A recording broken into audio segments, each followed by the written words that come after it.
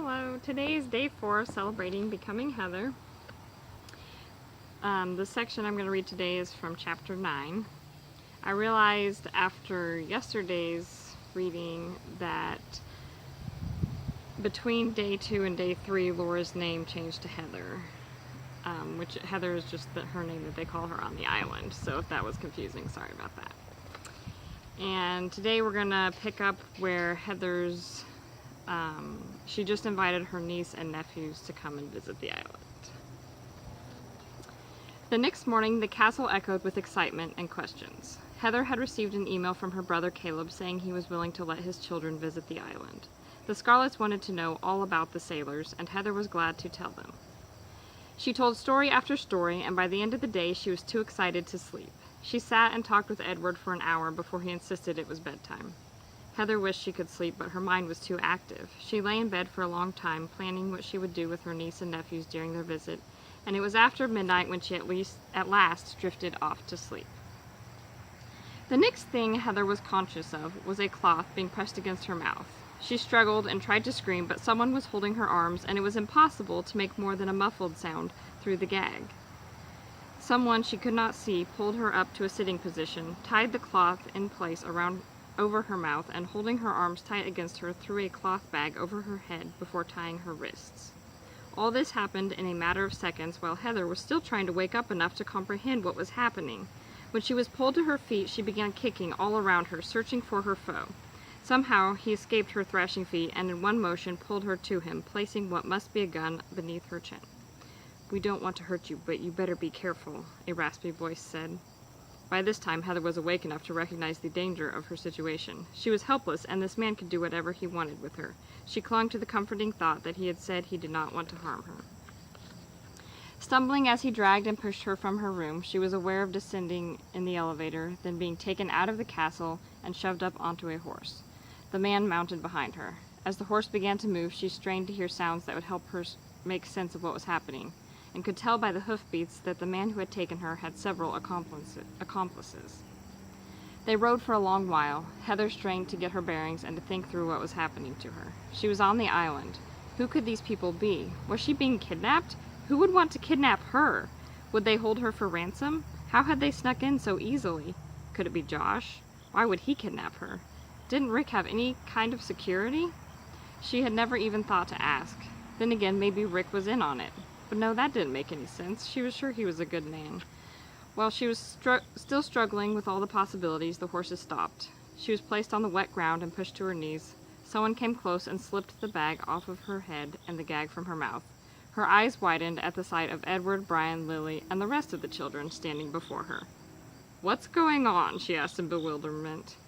Edward and the children were dressed in capes, boots, tunics, and leggings, and several of them held torches or lanterns, which lit the small clearing where they stood. Heather could not see Edward's face clearly, but she suspected he was fighting a smile as he asked, "Are you, Heather Sailor, prepared for the membership test?" "Membership test?" She was feeling angry now. "To become a member of the Secret Knighthood of the Trees," Edward insisted. "Secret Knighthood of the Trees?" she asked, unable to believe that they had dragged her all the way out to the forest in the middle of the night, fearing for her life for something as silly as to be called the Secret Knighthood of the Trees. Unite the trees? Edward lost his cool and let out a guffaw. "No," he laughed, "the knighthood resides in the trees. If you prove yourself worthy, you may join. It has been voted upon to allow you the opportunity." She rolled her eyes. "I may have been interested before you kidnapped me." "Come on, Heather, that was all Uncle Edward's idea. You'll love being a knight," Ben assured her. Several of the other children agreed. Heather looked around at them, wondering what it meant to be a knight. Behind some of the smaller children stood a tall feminine figure whose face was hidden by the shadows. Heather stared at her for a moment before realizing it was Ellie. She had not seen her in a day or two and was surprised that she would be willing to be in on this. "All right," she sighed, "what is the knighthood?" "That is what you'll find out after you pass the test. Come here." She followed Edward over to a ladder that was leaning against a tree. As they approached, the torchlight revealed that it reached up through a platform built around the trunk of the tree. "Climb up there," he commanded, untying her wrists. She did so, feeling confident and curious. It was a small tree house, not more than 8 feet off the ground, but it was sturdy and well crafted. When she was up, she asked, "What now?" The next test was to swing on a rope over to another platform. Edward gave her a couple of tips before she started. Feeling her heart beating in her chest, she took hold of the rope and jumped. It was easier than she had expected, partly because she'd had a little practice in the maze, and she landed safely on her feet.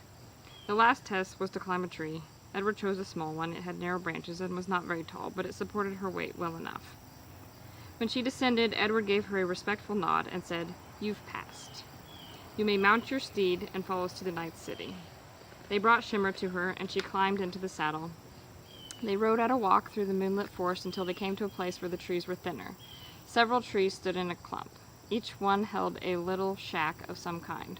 It was an entire village of tree houses, connected in the air by a series of bridges and ladders and lit by torches.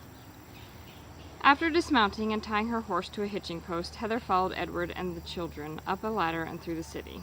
They visited each of the shacks, sometimes swinging on ropes or in basket-like contraptions from one building to another, but for the most part using the bridges which connected them.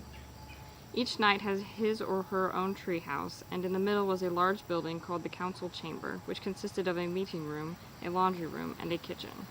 When they came to the last house, Edward handed Heather the key. "What's this for?" she asked. "This is your house," he answered. "Mine? Every member must have their own space. But I'm not going to be here very long." "Well, if you decide to leave, it'll become the guest house." "Thank you," she said, before unlocking the door.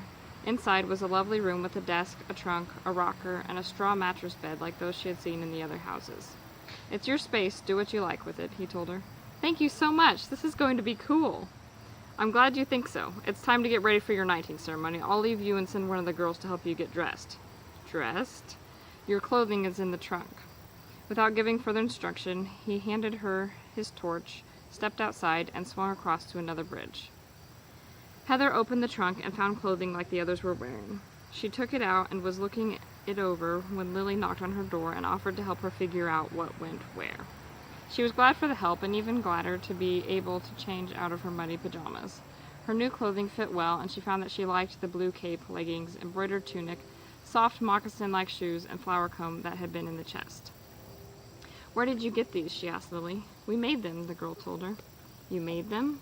Lily nodded, and her expression held a hint of pride. "I have a sewing machine in my shack." "There's electricity out here?"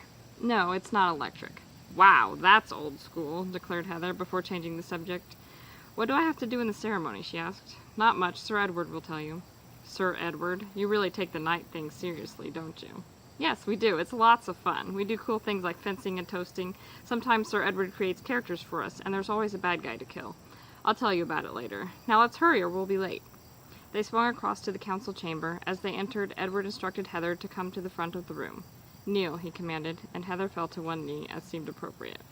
He drew his wooden sword and placed the point on the floor. Folding his hands, he placed them on the hilt, creating quite a commanding picture. "Read the book of the law," he ordered with severity. Brian obeyed. "All knights shall wear the cloth of the knighthood whenever performing their knightly duties, but never outside of the knight's city. No knight shall enter another's chambers without an invitation. Knights shall by no means disclose any information of the existence of the order or the knight's city without the permission of the council. All knights are to be addressed as Sir or Lady. Knights shall appear immediately upon being summoned."